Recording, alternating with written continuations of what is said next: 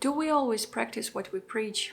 Well, not really, because it's in our human nature. It's always easier for us to say than to do something, because, well, life happens. And I'm not an exception. There are moments when I'm lost in daily tasks, thoughts, conversations, and I forget the joy of living simply, living in the moment, something that I talk about so much on this channel. And in today's video, I want to revisit this garden of thought and have a look at 4 elements, very important elements of living a simple, calm and balanced life. Well, more or less balanced. These aspects are immaterial and are very important to me, being a woman, but of course they can resonate with everyone, regardless of gender.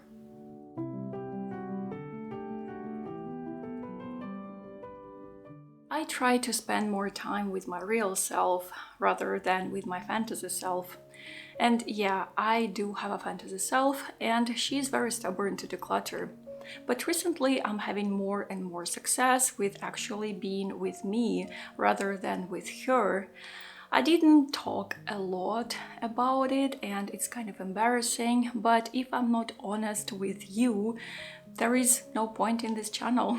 My fantasy self is a mindful intellectual who can create easily and beautifully all the time, who always owns her decisions, believes she has endless time and mental power to learn anything, as long as she really wants it.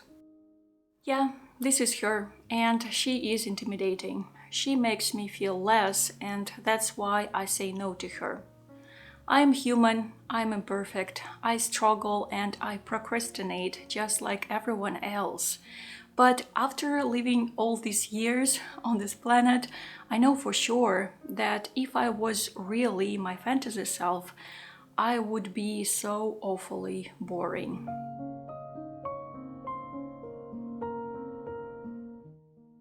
I accept aging, although it can be very challenging. I was born and grew up in a culture where after 30 a woman is considered old.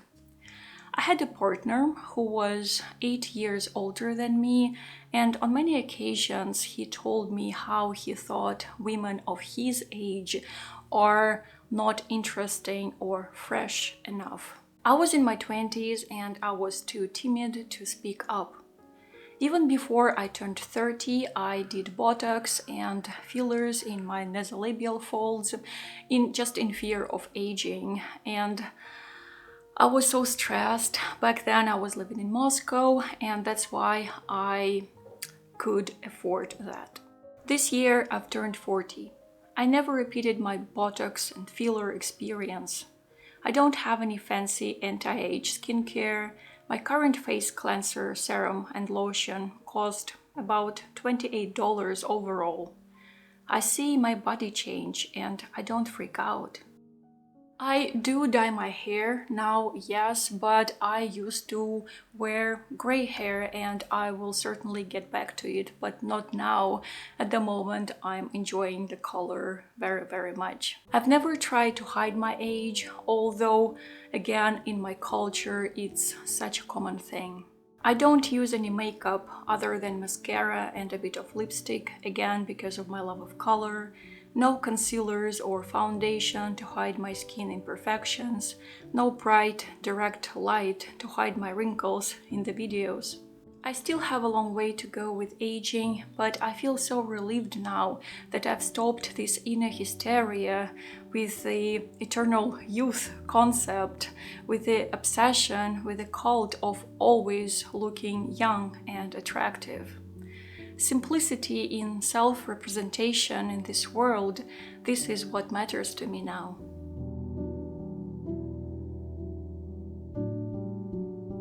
Have you ever encountered well-meaning, though toxic advice about what you should look like, act or be it in person or online? I bet yes. And even though we have a very rapidly spreading culture of acceptance and tact, there are still pretty many hurtful fossils of attitudes. Just recently, I've been advised to look more feminine, to have longer hair, to have less blunt, less Soviet minimalist style. I bet that person meant well, probably, but will I ever listen to their advice? No. I say no to compliance with other people's standards. I dress how I feel, I act how I feel. I embrace my love of solitude and quietness. Staying true to your own core is so empowering, and it simplifies life a lot. You don't have to be torn between multiple suggested versions of yourself. You just have to choose what you really are, and that's it.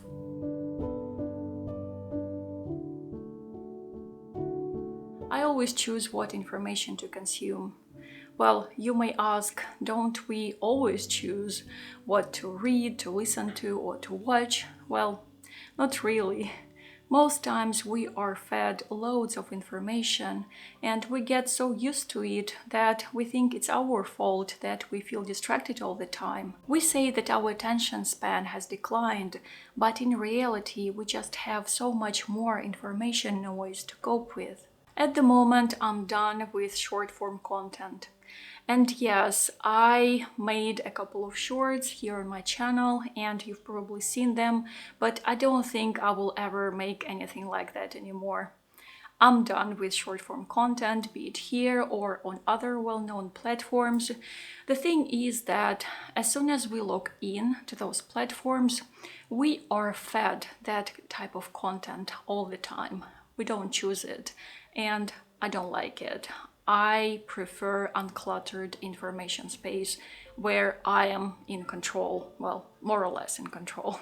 I always carefully choose between new channels and videos that I'm recommended. I value my time and I'd rather rewatch an old movie from my old hard drive than click on a shallow, fast video. Does it sound arrogant? Maybe.